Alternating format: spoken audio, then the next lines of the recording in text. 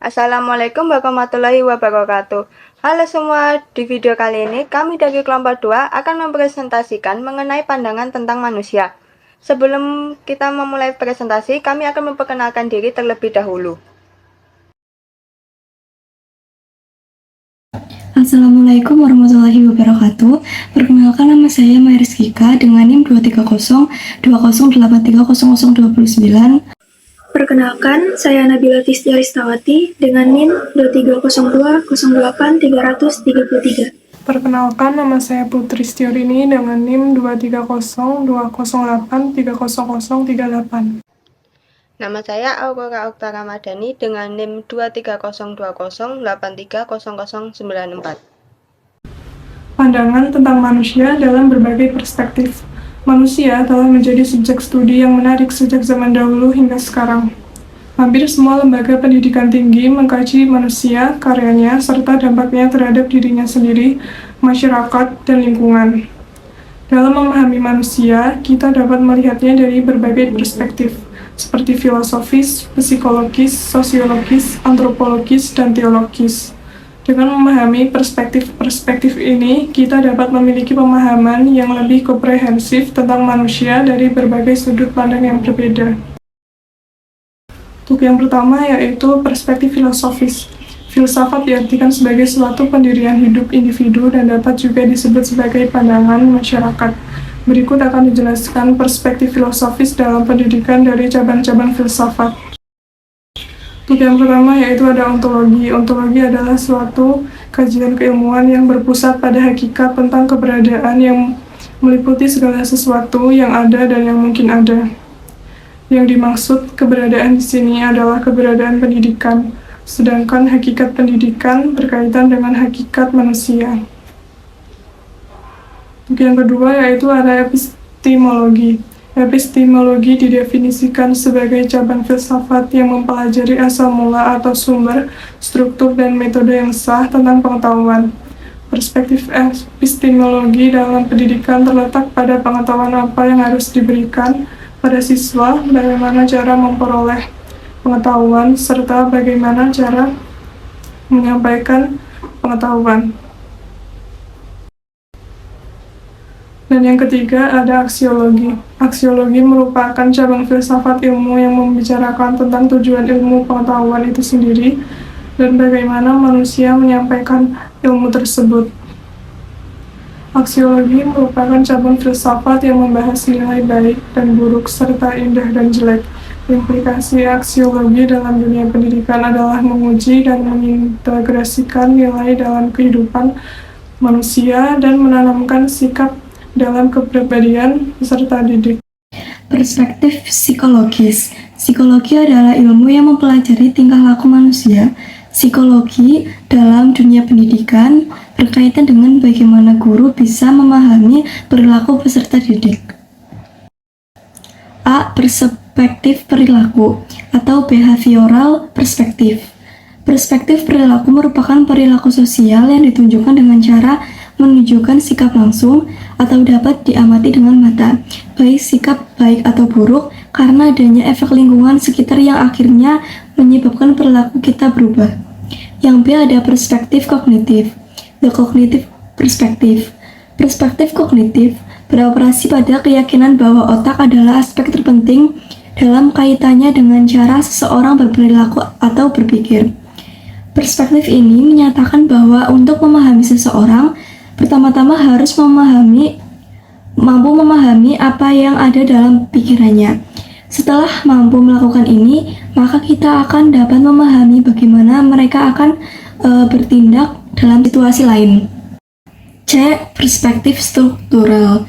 Perspektif struktural menjelaskan perilaku manusia dan hubungannya dengan peranan sosialnya, karena setiap masyarakat mempunyai harapan kepada setiap anggotanya untuk berperilaku tertentu, sesuai dengan kategori yang berlaku dalam masyarakat itu sendiri. Yang D ada perspektif interaksionis atau interaksionis perspektif. Perspektif interaksional adalah cara pandang yang menekankan bahwa manusia adalah makhluk yang aktif dalam menetapkan perilakunya sendiri. Perspektif interaksional memusatkan perhatiannya pada proses interaksi yang mempengaruhi perilaku sosial kita. Yang ketiga ada perspektif sosiologis. Perspektif sosiologis adalah kerangka berpikir yang digunakan untuk memahami fenomena sosial secara sosiologis. Pendidikan dalam perspektif sosiologis dapat menghasilkan sebuah gambaran objektif tentang hubungan sosial yang menyusun pendidikan. A. Struktur fungsionalisme. Perspektif fungsionalis melihat masyarakat sebagai makhluk hidup. Sebagai makhluk hidup, para sosiolog memandang bahwa masyarakat merupakan organ tubuh yang bergantung satu sama lain. Yang B ada perspektif konflik sosial. Perspektif sosiologi ini berorientasi pada studi struktur dan lembaga sosial yang memandang bahwa manusia senantiasa berubah dan menciptakan perubahan sosial. Jenis perspektif sosiologi ini berorientasi pada studi struktur dan lembaga sosial yang memandang bahwa manusia senantiasa berubah. Tak hanya berubah, perspektif ini juga memandang bahwa setiap bagian dalam masyarakat mampu menciptakan perubahan sosial. C. Perspektif interaksionisme simbolik. Interaksionisme simbolik merupakan kerangka teori mikro dalam sosiologi, yakni interaksi antar individu dalam kelompok masyarakat. Masyarakat dan struktur sosial harus dipahami sebagai sebuah interaksi sosial yang didasarkan pada pemahaman bersama. Jenis perspektif sosiologi ini bersifat subjektif karena melihat individu dalam sistem masyarakat. Sementara perspektif fungsional dan konflik sifatnya objektif. Yang keempat adalah perspektif antropologis. Antropologi berfokus pada manusia di seluruh dunia, menemukan evolusi manusia, serta perkembangan budaya dari masa lalu hingga kini. Antropologi mempelajari tentang pendekatan tentang holistik atau menyeluruh. Tidak hanya mempelajari ragam manusia, namun juga semua aspek pengalaman manusia.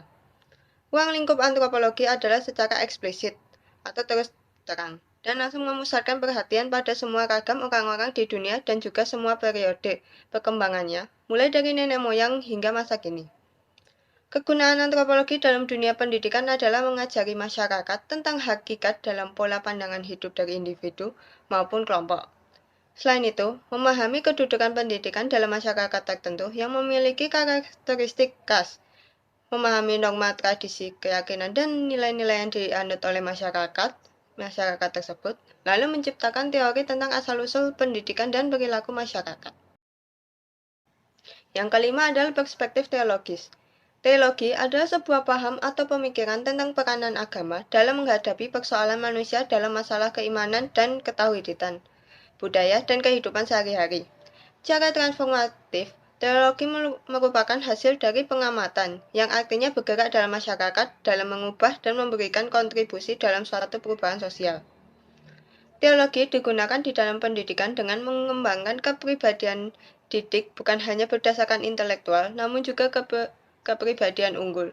Teologi mengajarkan dan membina peserta didik untuk senantiasa berlaku benar dalam patokan moral yang tidak menentu ini. Teologi berkembang kehidupan holistik yang mencangkup baik dunia dan rohani, moral, sosial, dan nilai-nilai spiritual, orientasi, dan tujuan transendental. B. Implikasi pandangan tentang manusia dalam pendidikan.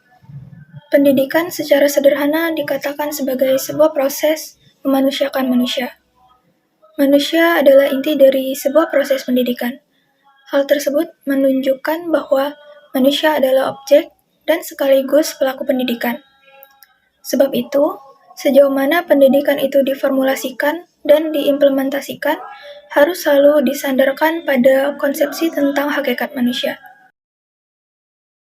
1. Tujuan pendidikan. Tujuan pendidikan dapat dimaknai sebagai suatu sistem nilai yang disepakati kebenaran dan kepentingannya yang ingin dicapai melalui berbagai kegiatan, baik di jalur pendidikan sekolah maupun luar sekolah. Tujuan pendidikan memuat gambaran tentang nilai-nilai yang baik, luhur, pantas, benar, dan indah untuk kehidupan. Tujuan pendidikan ini termuat dalam Undang-Undang Nomor 20 Tahun 2003 yang berbunyi sebagai berikut. Mengembangkan kemampuan dan membentuk watak serta peradaban bangsa yang bermartabat dalam rangka mencerdaskan kehidupan bangsa, bertujuan untuk berkembangnya potensi peserta didik agar menjadi manusia yang beriman dan bertakwa kepada Tuhan Yang Maha Esa, berakhlak mulia, sehat, berilmu, cakap, kreatif, mandiri, dan menjadi warga negara yang demokratis serta bertanggung jawab. 2. Kurikulum pendidikan. Kurikulum hendaklah berfungsi untuk menggali dan mengembangkan potensi-potensi yang ada pada diri manusia. Selain itu, kurikulum juga harus mempunyai orientasi untuk memecahkan persoalan-persoalan yang tengah dihadapi masyarakat, baik persoalan yang ada pada saat itu ataupun persoalan yang akan dihadapi oleh masyarakat pada waktu yang akan datang. Dalam rangka mengembangkan dan menggali potensi pada peserta didik, penyusunan kurikulum harus dilandasi oleh teori-teori tentang manusia. Hal tersebut perlu dilakukan agar penyusunan kurikulum tersebut tidak bertentangan dengan kodrat manusia. Yang ketiga adalah metode pembelajaran. Metode pembelajaran memainkan peran penting dalam menciptakan lingkungan pembelajaran yang efektif. Dalam dunia pendidikan, terdapat berbagai macam metode pembelajaran yang dapat digunakan oleh guru untuk menyampaikan materi pembelajaran kepada siswa.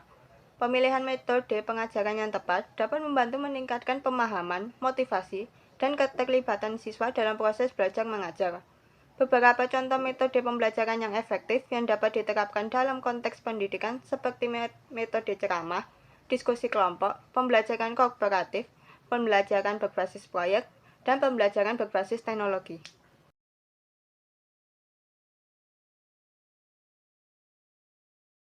Kesimpulannya, dalam dunia pendidikan terdapat berbagai macam metode pembelajaran yang dapat digunakan guru untuk menyampaikan materi pembelajaran kepada siswa.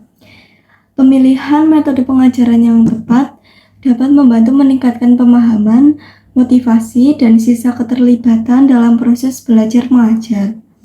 Beberapa contoh metode pembelajaran efektif yang dapat diterapkan dalam konteks pendidikan seperti metode ceramah, diskusi kelompok, pembelajaran kooperatif, pembelajaran berbasis proyek, dan pembelajaran berbasis teknologi, dan kepercayaan kepada setiap siswa. Beberapa peran guru dalam proses belajar mengajar, yakni pendidik sebagai pengajar sumber belajar, fasilitator, pembimbing demonstrator, pengelola, penasehat, ataupun sebagai motivator bagi para siswa. Pelajar adalah orang yang berdedikasi untuk mempelajari, mengajar, atau memiliki ilmu atau kegiatan tentang beberapa bidang ilmu, disiplin, atau seni. Pelajar memiliki peran yang sangat penting dalam dunia pendidikan dan pembangunan bangsa, seperti agen perubahan, agen pembelajaran, agen sosial, dan agen moral. Itu dia presentasi dari kami kelompok 2. Apakah ada yang ditanyakan? Itu dia presentasi dari kami kelompok 2 mengenai pandangan tentang manusia. Jika ada salah kata mohon dimaafkan. Terima kasih. Wassalamualaikum warahmatullahi wabarakatuh.